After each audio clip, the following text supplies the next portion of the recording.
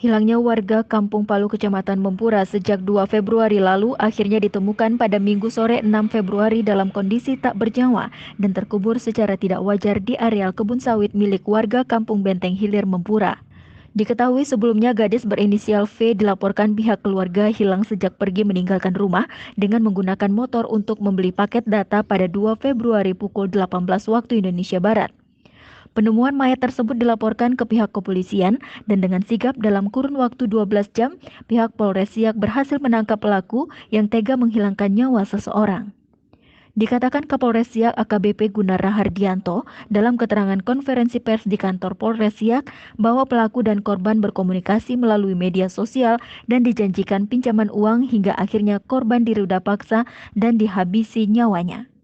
Ya, hari ini kita akan menyampaikan atau merilis pengungkapan perkara kejadian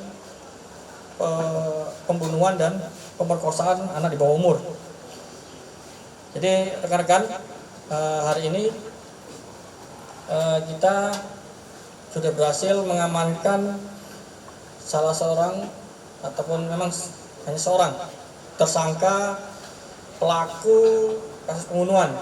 Ini yang mana kasus ini terjadi awalnya ya mulai dari hari Rabu kemarin tanggal 2 Februari 2022. Keluarga korban didampingi dengan ketua RT melaporkan kepada kami Polres Siak bahwa mereka kehilangan anggota keluarga atas nama Febi. Nah, kemudian dengan berjalannya waktu setelah tanggal 2 yaitu pada saat hari Rabu, setelah melapor kepada kami, kemudian keluarga juga melakukan pencarian terhadap keberadaan korban. Dan pada hari kemarin, hari Minggu tanggal 6 Februari ditemukanlah sesosok jenazah yang dikebumikan di kebun sawit dengan kedalaman yang tidak begitu dalam, sekitar 40 cm. Ya, sekitar 40 cm. Nah, untuk korban ini awal mulanya ditemukan oleh ayah tiri dari tersangka, yaitu atas nama Hendrik. Jadi untuk kronologis kejadian awal mula bagaimana terjadinya tindak pidana pembunuhan ini diawali dari percakapan chatting antara korban dengan pelaku. Jadi memang sebelumnya korban dan pelaku ini pernah berpacaran. Ya. Jadi pada saat itu korban melakukan percakapan melalui messenger ya kepada temannya, yaitu yang sekarang menjadi saksi, yaitu saudara Aman, bahwa korban mau meminjam uang sebesar 500.000.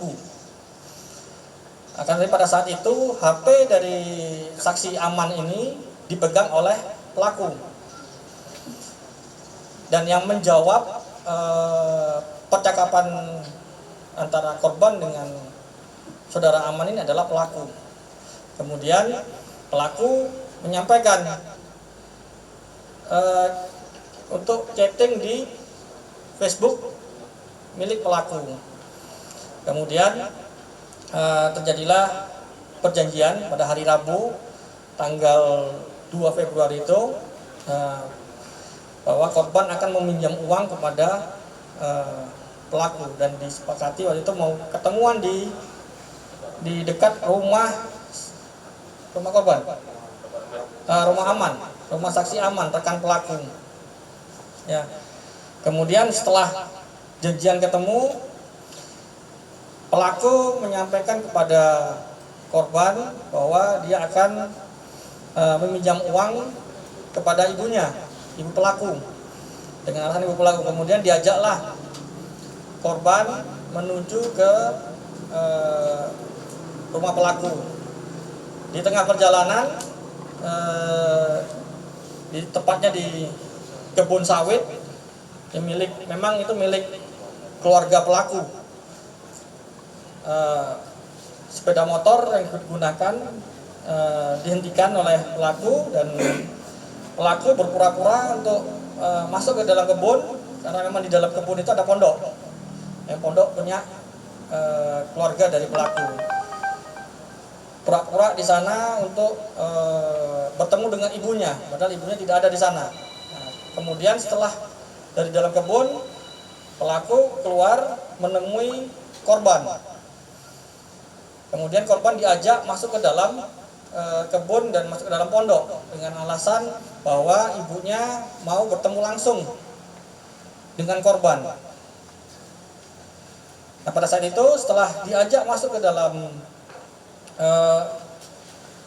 kebun dan di dalam pondok itu, korban langsung dicekik dari belakang oleh pelaku. Setelah lemas, kemudian korban disandarkan ke dalam pondok, kemudian bajunya diikat dulu, diikat mulutnya menggunakan ikat pinggang yang kain yang dibawa oleh pelaku ini. Nah, setelah diikat, baru bajunya dilucuti dan disetubuhi oleh pelaku. Kemudian setelah disetubuhi, korban dicekik kembali, karena pada saat disetubuhi hanya lemas, belum meninggal. Kemudian dicekik kembali, kemudian setelah lemas, korban ditarik oleh pelaku ya sekitar 20 meter dari TKP, dari pondok. Kemudian pelaku sempat berpikir ini mau dihabisi atau hanya dibuang. Nah, kemudian dia berinisiatif, dia mengambil pisau yang memang sudah dibawa oleh pelaku, dan korban tangannya disayat ke kanan, jadi dibuat seolah-olah bahwa korban ini bunuh diri.